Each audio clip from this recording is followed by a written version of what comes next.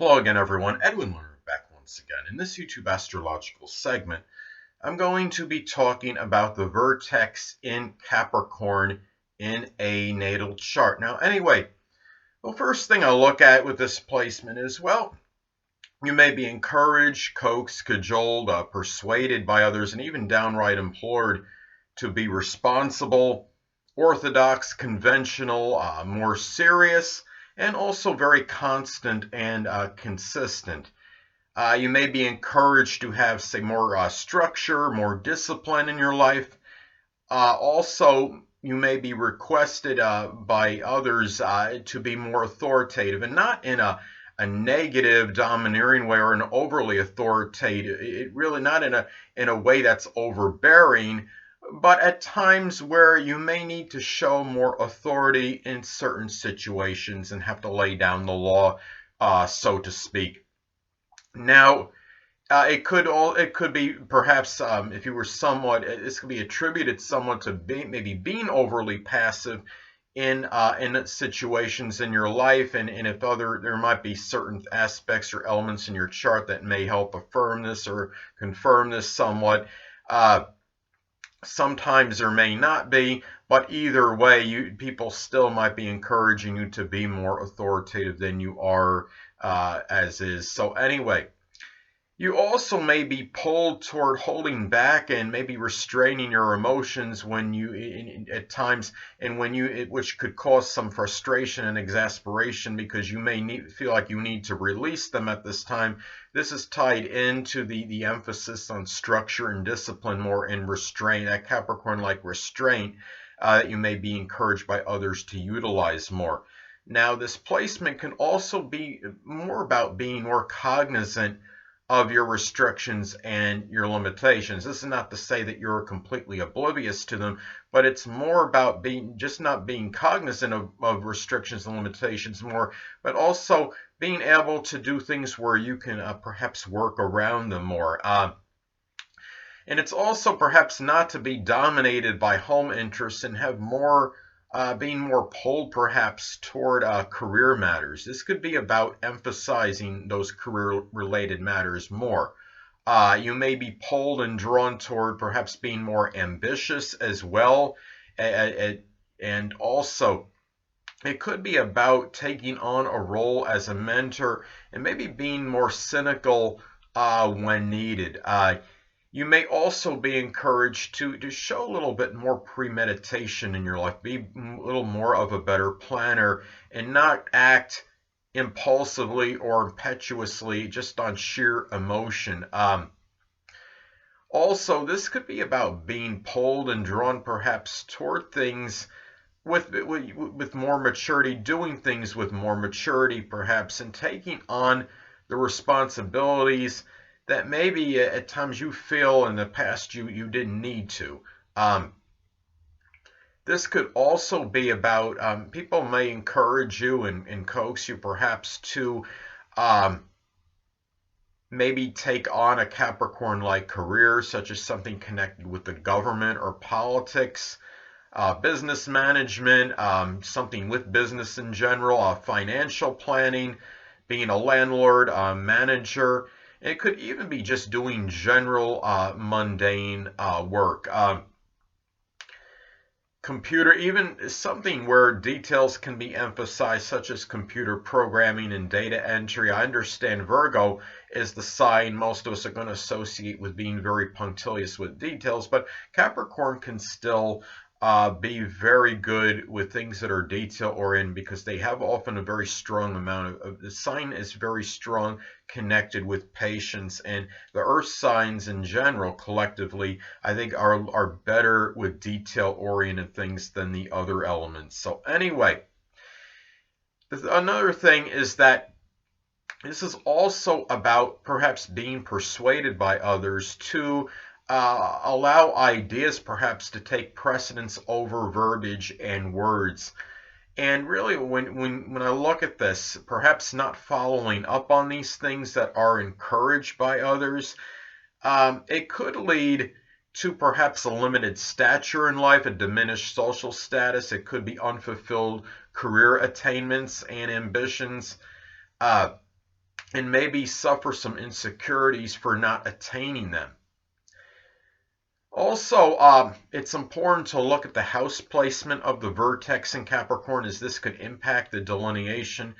Now, let's say, it generally is going to fall in the 5th, 6th, 7th, or 8th house in a natal chart. Now, let's say, for example, you have the vertex in Capricorn in the 5th house in your natal chart. Now, this could be about perhaps showing more structure, being encouraged to show more structure and discipline with children in matters of the heart, maybe some restraint in connection with gambling and things of a speculative nature, being more prudent and cautious, emphasizing more pragmatism in this area. Let's say you have vertex, another example, vertex in Capricorn in the 6th house in your natal chart. This could be about perhaps being coaxed, cajoled, persuaded by others, even encouraged by others to maybe follow a consistent and more regimented daily routine, incorporating discipline and structure in this area in life, and also in connection with your employment as well, and what you're doing work-wise, and things connected with health, with hygiene as well, and doing something very consistent to keep up with those things in your life. So those can be some things to consider. Now, also, aspects to the vertex in Capricorn can be significant as well, as that could, of course, impact the delineation. Let's say, for example, you have Venus sextile or trine your natal, your vertex in Capricorn in your chart. Well, this could be perhaps auspicious for maybe for enjoyment in connection with that vertex in Capricorn energy, whether it might be something that's related to a Capricorn-like position that might have been encouraged by someone else. And it could be also making money in connection with the Venus is also about monetary matters. So it could be, this could be a good aspect. Venus sextile or trine vertex in Capricorn could be very good for that, and applying that vertex Capricorn like ambitious, the ambitious side of that into the equation, so to speak, as you are perhaps making money or doing something Capricorn like, such as computer programming, something with the government, something with politics, etc. Now, also, it's important to look at as well in this is that in synastry, the vertex, of course, it can be very important and significant. Now, it really can be a powerful connection, say, if you have your vertex in Capricorn make a conjunction to another sun, moon, or ascendant. Well, this could be, for example, this is really, well, first I want to say, as far as that synastry aspect goes, this is really could be about, it's not as instantaneous, generally speaking, as opposed to, say, somebody's sun, moon, or ascendant conjunct another's south node in synastry, but not as instantaneous, but it still could be powerful connection.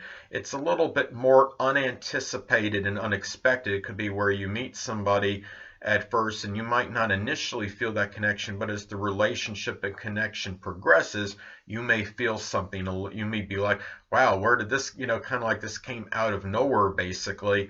And let's say, for example, you have your vertex is in Capricorn and it makes a conjunction to one's Capricorn ascendant. Well, you could be drawn and pulled toward that Capricorn ascendance, the outer qualities that the person is projecting, such as the very strong serious side, the business-like side, the structure, and the disciplines that comes out of this person, the responsible nature of often connected with Capricorn ascendant. And really, and this is really about, when you look at this as well, as far as this goes, vertex, it's also, important to say, to look at in a natal chart, things that may reaffirm this energy and perhaps contraindicators as well. Now, I mean, if you have a strong, say, Capricorn emphasis and or even an Earth emphasis in your natal chart, I think this could be, I mean, it's easier to follow up on these Capricorn-like things that may be encouraged by others. And even like, say, Saturn conjunct the ascendant, something if your Saturn is strong.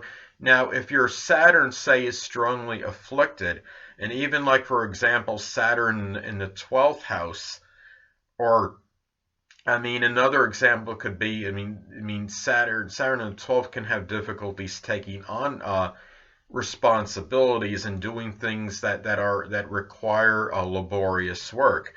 But another example could be, I mean, let's say that you, we talk about Vertex in Capricorn before, about where, others might be encouraging you to be a little bit more cognizant of your limitations and restrictions.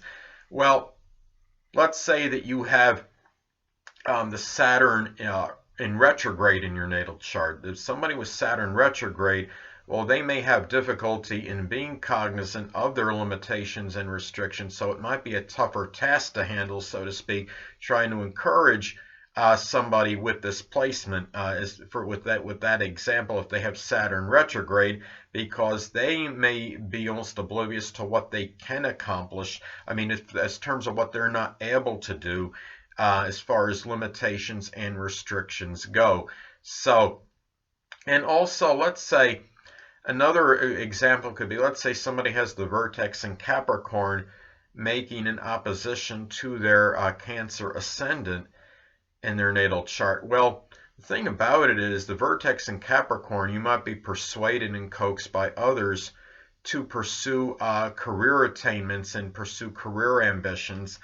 But Cancer ascendant projects a nature outwardly that it could be very introverted and dominated by their home life, and also very emotional and dominated by the emotional element, where with the Vertex in Capricorn, you're going to likely be encouraged more to restrain those emotions and to be more disciplined and not let emotions impact your decisions. So anyway, those are some things to look at as far as the Vertex in Capricorn in a natal chart goes.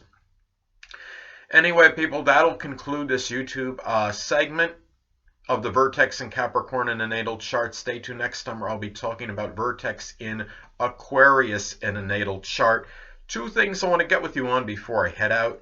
Firstly, the stars may impel but do not compel. And secondly, never isolate any single astrological element, aspect, planetary placement, position, configuration, influence, or what have you, and make an analysis of a person, astrologically speaking, based on this alone, because astrologically speaking, the person is the sum of all their components in their natal chart and not just one. Until next time, people, stay well.